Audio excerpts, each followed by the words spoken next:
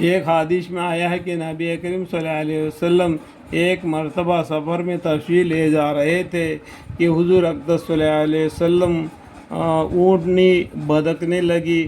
کس نے پوچھا کہ حضور اقدس صلی اللہ علیہ وسلم کی اونٹنی کو کیا ہوا؟ حضور اقدس صلی اللہ علیہ وسلم نے ارشاد فرمایا کہ ایک آدمی کو قبر کا عذاب ہو رہا ہے، اس کی آواز سے بھدکنے لگی۔ ایک مرتبہ نبی کریم صلی اللہ علیہ وسلم مسجد میں تشریف لے گئے تو چند آدمیوں کو دیکھا کہ کھل کھلا کر ہنس رہے ہیں۔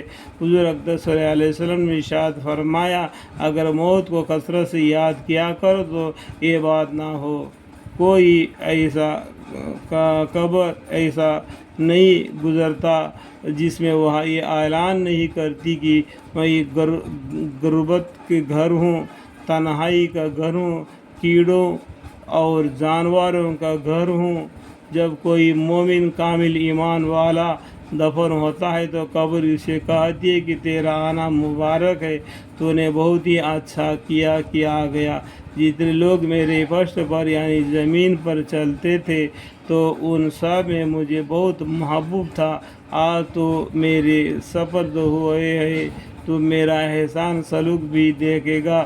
اس کے بعد وہ اس قدر وسیع ہو جاتی ہے کہ انتہائی نظر تک کھل جاتی ہے، اور جنت کا ایک دروازہ اس میں کھل جاتا ہے جسے وہاں کی ہوائیں، خوشبوئیں وغیرہ پہنچتی رہتی ہے۔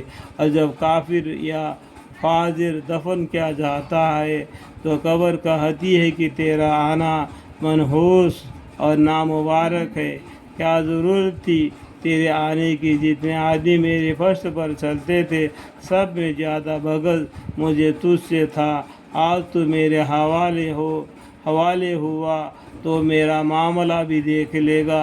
اس کے بعد اس کو اس قدر زور سے بجتی ہے مطلب دباتی ہے، پسلیاں ایک دوسرے میں گھس جاتے ہیں، جس طرح ہاتھ میں ہاتھ ڈالنے سے انگلیاں ایک دوسرے میں گھس جاتے ہیں۔ اس کے بعد 99 یا 99 اژدھے اس پر مسلط ہو جاتے ہیں جو اس کو نوچتے رہتے ہیں، اور قیامت تک یہی ہوتا رہے گا۔ اللہم اغفر لی۔ حضور اقدس صلی اللہ علیہ وسلم فرماتے ہیں کہ اگر ایک اژدھا بھی ان میں سے زمین پر پھونک مار دے تو قیامت تک زمین پر گھاس نہ اگے۔ اس کے بعد حضور اقدس صلی اللہ علیہ وسلم نے ارشاد فرمایا کہ قبر یا تو جنت کی ایک باغ ہے یا جہنم کا ایک گڈھا، ایک عذاب کا۔ ایک حدیث میں آیا ہے کہ نبی کریم صلی اللہ علیہ وسلم 2 قبروں پر گزارا ہوا، ارشاد فرمایا ان دونوں کو عذاب ہو رہا ہے، ایک کو چغلی خوری کے جرم میں، دوسرے کو پیشاب کے احتیاط نہ کرنے میں کہ بدن کو اس سے بچاتا نہ تھا۔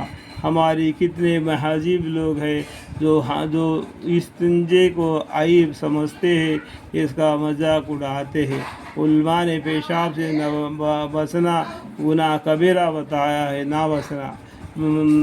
ابن حجر مکی نے لکھی ہے کہ صحیح روایت میں آیا ہے کہ اکثر عذاب قبر پیشاب کی وجہ سے ہوتا ہے، یعنی ہمیشہ پیشاب سے پاک رہنا بہت ہی اچھی ہے، یہ قبر کے عذاب سے ہی حفاظت کرتا ہے۔ دوسرا چغلیاں کرنا، ایک دوسرے کو بات دوسرے کو لگا کے لڑائی جھگڑا کرانا، یہ بھی قبر عذاب ہے۔ اللہم اغفر لی۔